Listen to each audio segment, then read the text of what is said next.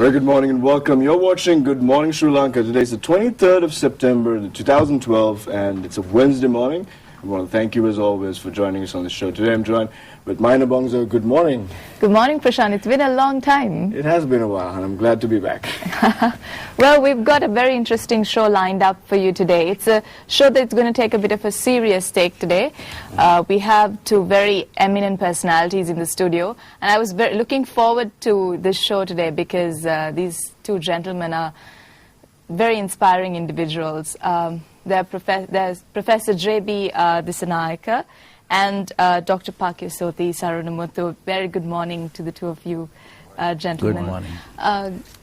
Giving a small introduction to the two of them? Sure. Well, first of all, we've been talking about the issue of language policy and some of the changes that's taken place. It's been 3 years since the war and we're still in post-war era Sri Lanka and a lot of new developments taking place. And these two gentlemen have been very involved in most of the conversation and also the activity leading towards the rebuilding process. We have, like Maina said, Professor J.B. Disanayake, who is a Professor Emeritus, who's going to be one of the leading authorities of the Sinhala language. He has a long-standing academic career and is the author of numerous books on linguistics, culture, and history. So it's an extreme privilege to have you here, and we look forward to your insight.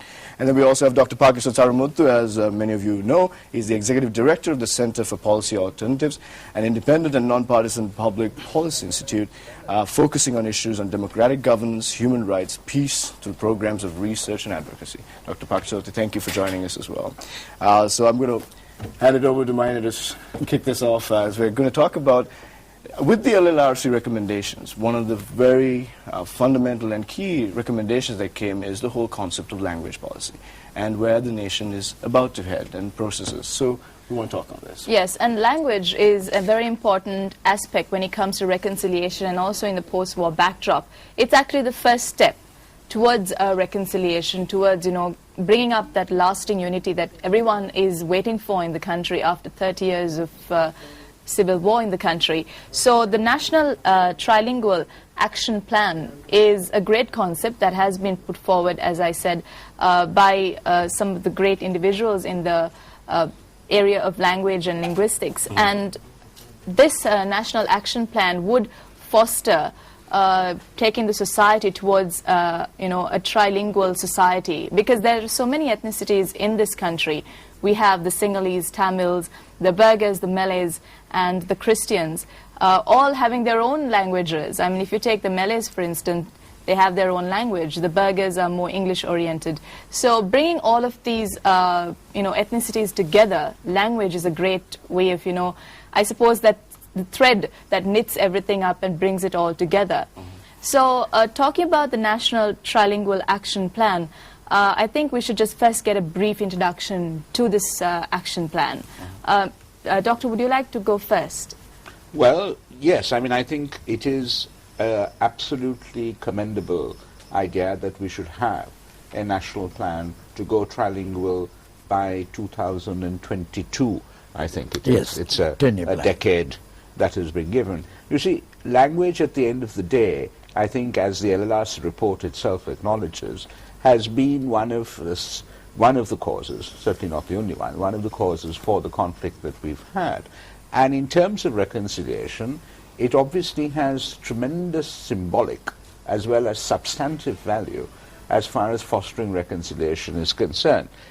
I think the important thing about the national plan is that there is an attempt here to be able to involve the local community in fostering the trilingualism.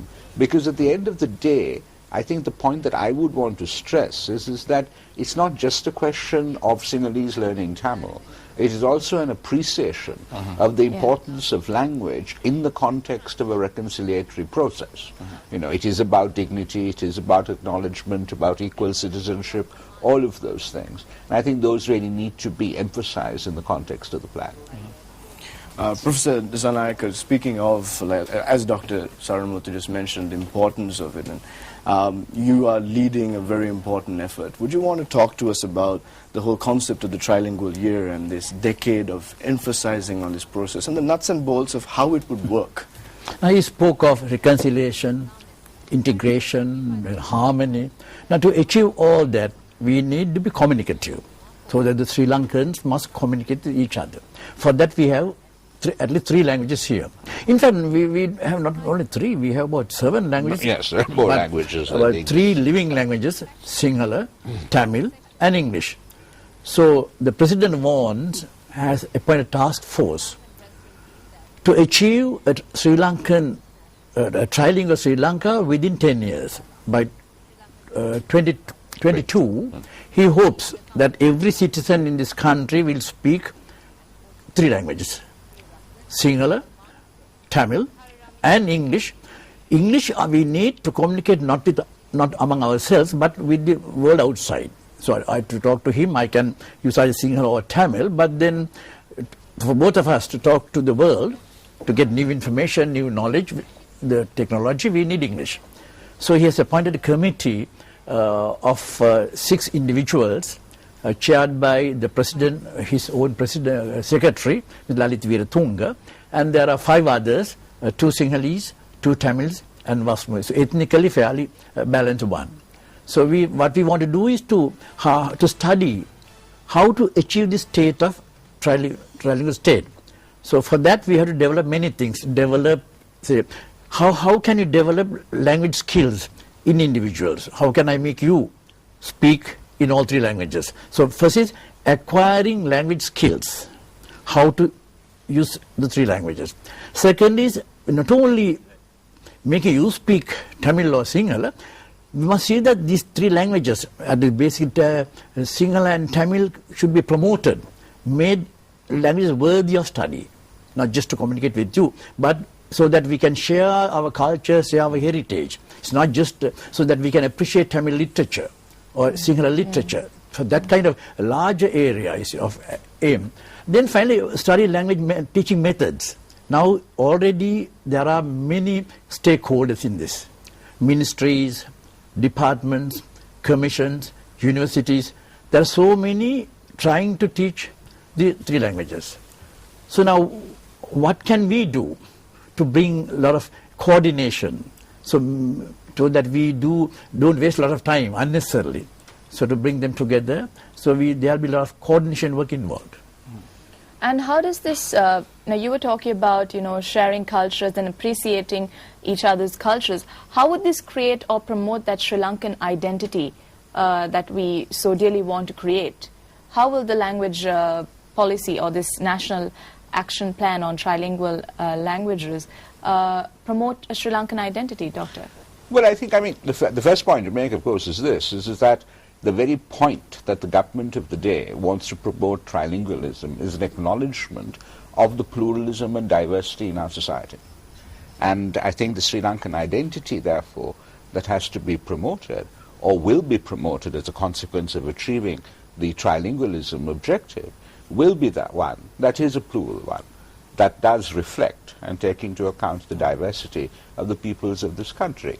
But I think what's very important is that language should not be seen, as it has been in the past, as sort of some tool of discrimination, whether it be in terms of relative neglect or whether it be in terms of placing one particular language up on a pedestal and assuming that people who know that language, who are proficient in that language, have better access and opportunity in terms of socio-economic power, political power, whatever it might be. Mm-hmm. This effort has not been brand new. Many throughout the from independence, or maybe even before that, there has been a desire to see Sri Lanka becoming a trilingual nation. Maybe not focus efforts on it, but there have been consistent challenges. Professor, I want to talk to you as somebody who's leading the way. What are some of these challenges, and how are we approaching it differently because we want to succeed this time? For that matter, now we say Sri Lanka is a multilingual society now. We have always been a multilingual society. If you go back to our ancient times, all these Buddhist monks knew their own language, Sinhala, and Pali and Sanskrit, and also Tamil. So we have always been, and during the Kotte period, an educated person was defined as one who knows Tamil, Pali, and Sanskrit. So we have always been multilingual, trilingual and multilingual. So this is nothing new.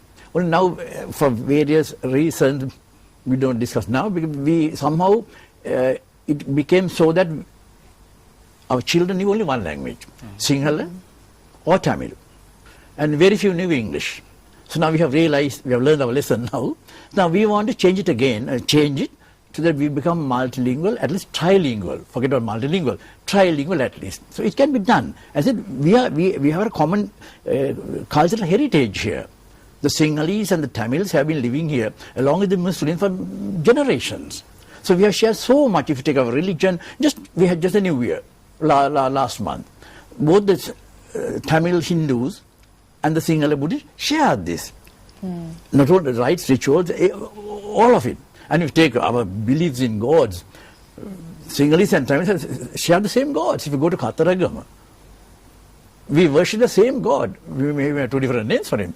Skanda or Kandakumaru or Kataragama, same God with 12 hands and 12 eyes. So there's so much, and their poetry, their literature. So we have taken so much from Tamil literature. Some of our didactic works are direct translations of Tamil poetic works. So, but we don't know about that. We already have Tamil in our language. A little child begins, as a child, he looks at the sky and looks at the beautiful moon and says, Ambili Mama. A kid's word. Both are Tamil. Ambuli is Tamil for moon, Mama is Tamil for moon. So when you extend our relationship to that there's an uncle up there, Mama up there. Mama is Tamil,